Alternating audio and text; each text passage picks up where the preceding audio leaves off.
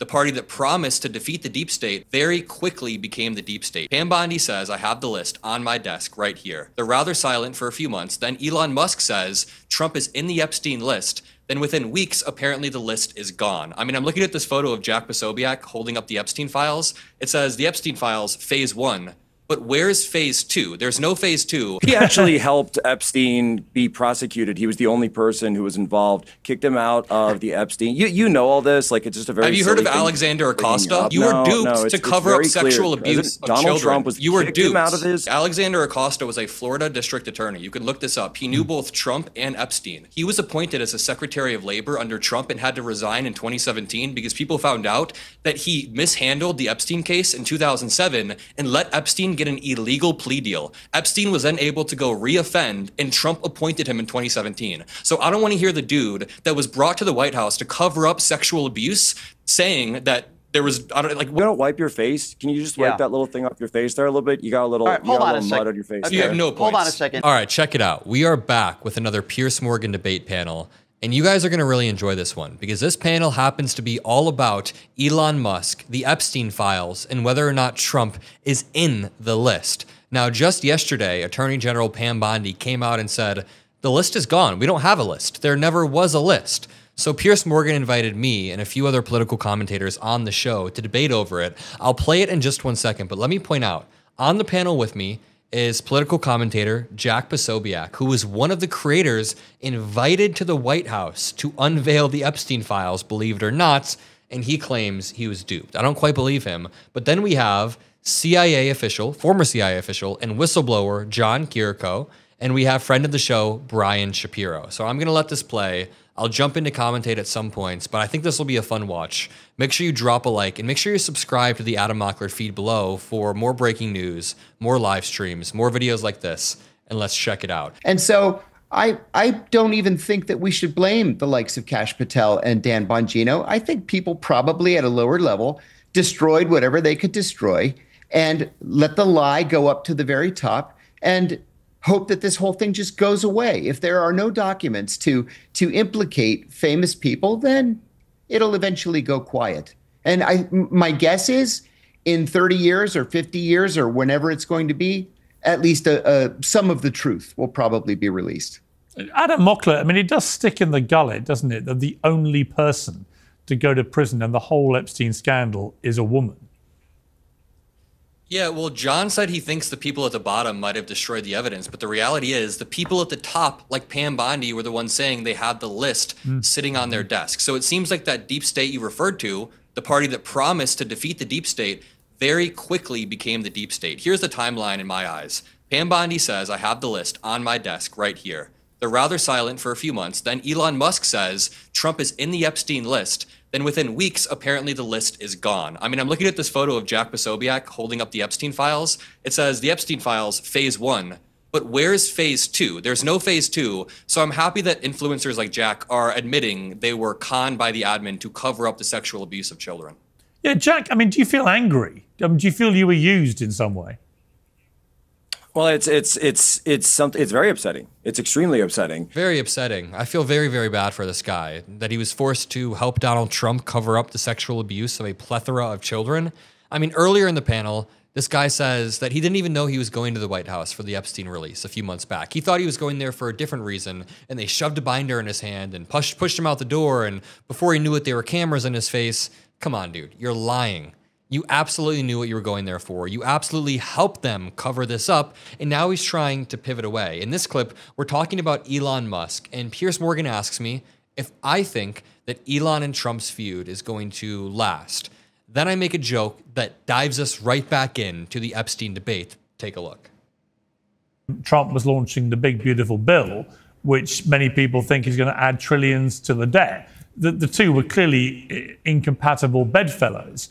And that's led to Musk going. Now, Trump talks about EV car mandates being one of the catalysts for the falling out or whatever. But it's probably as simple as one person wanted to slash government spending and the other one wanted to bring in policies which are highly likely, certainly in the short to midterm, to increase the national spending and debt. So there's the clash. How serious do you think this is going to get?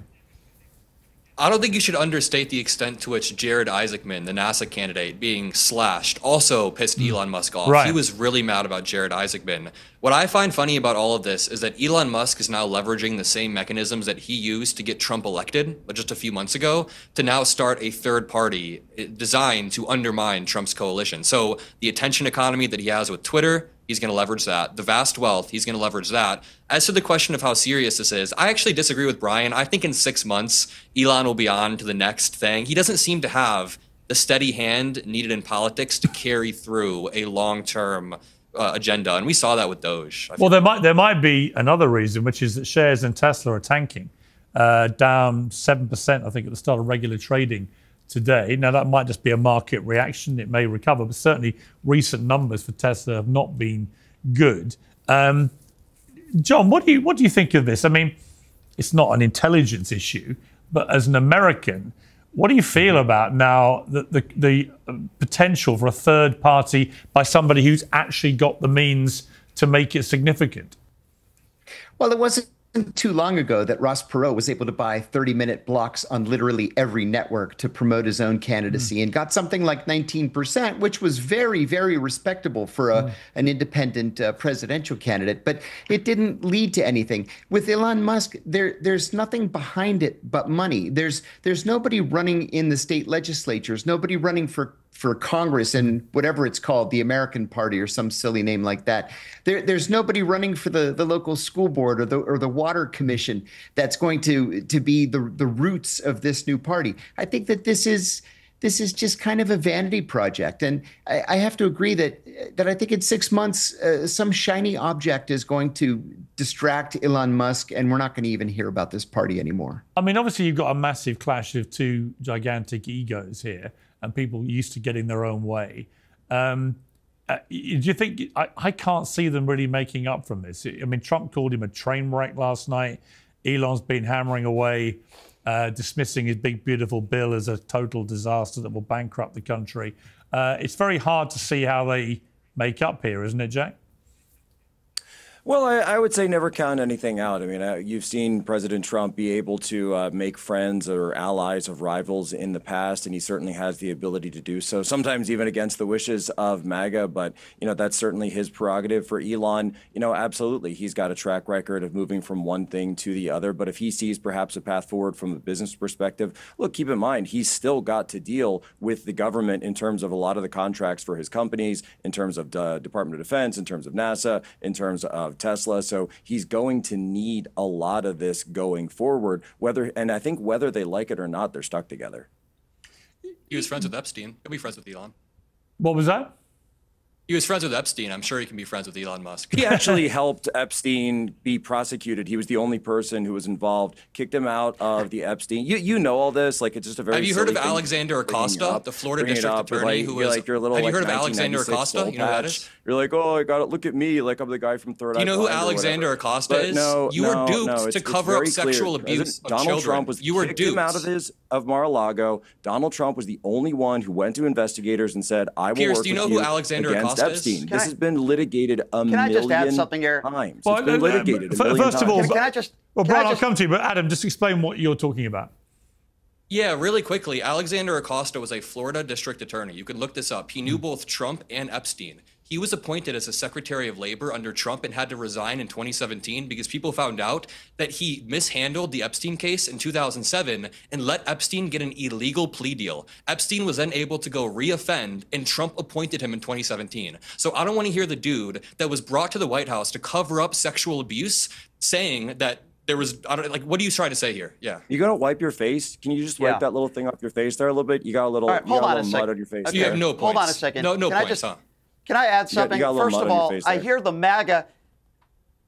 the MAGA bullshit detector going off every single time Jack opens his mouth. First of all, people like Jack were the people who called Joe Biden a pedophile for sniffing hair, but yet we have Jeffrey Epstein on tape calling Donald Trump his best friend. They were hanging out together constantly. I've spoken to Jeffrey Epstein's brother Do you want me many to go times. through the list They were of very all the close. Democrats he I'm was not done friends yet, with? Jack. Piers, like, Jack, we can Jack, go through all Jack, this again, but Piers, Jack, I know you've done Jack, this I'm not done yet. I didn't interrupt you. You've Jack, been a real reporter Jack, on this. These guys just want to play Jack, politics. I'm trying to be Jack, serious here. Jack, Dude, you were at the White Jack, House I'm with a talk Epstein show files host in here. your hand. Yeah, just talked about it. Right. Exactly, Jack. Jack, just you want to defend Donald Trump and wear the Donald Trump knee pads 24/7, but when it comes to a Democrat, they're all pedophiles. But if Donald Trump is actually hanging out with Jeffrey Epstein and So do you Epstein have like calls any him evidence his of best this? friend, Like, do you have like a source on that, bro? No, Give me, because like, the any Pam Bondi actual won't release evidence. the So you wanna- sources. Actually, yeah, I do. The Maxwell trial, where it was let's hear it. learned that Please, he show was us. on the Epstein flight. Why don't you listen? It was in the trial, in the Maxwell trial, that he was on the flight log 7 times.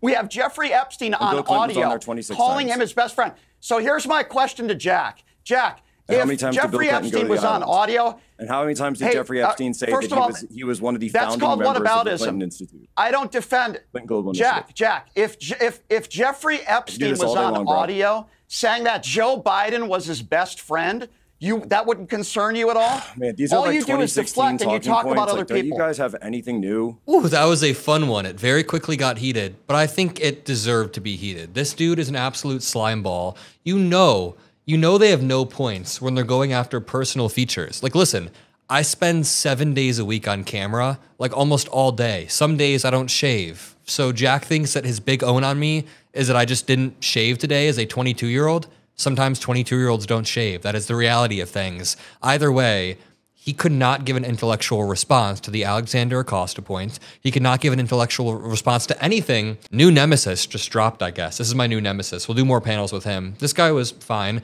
Brian Shapiro, shout out to him, friend of the show, amazing dude. I'll link him in the description below. And thank you to Piers Morgan for having me on. I really do appreciate it every single time Piers Morgan gives me the opportunity to go on a show. It means the world to me. I like these debates, building my career, and he's helping me out. So thank you all for watching. I'm incredibly grateful for you all. I'll see you all in the next video. Subscribe below, and peace out.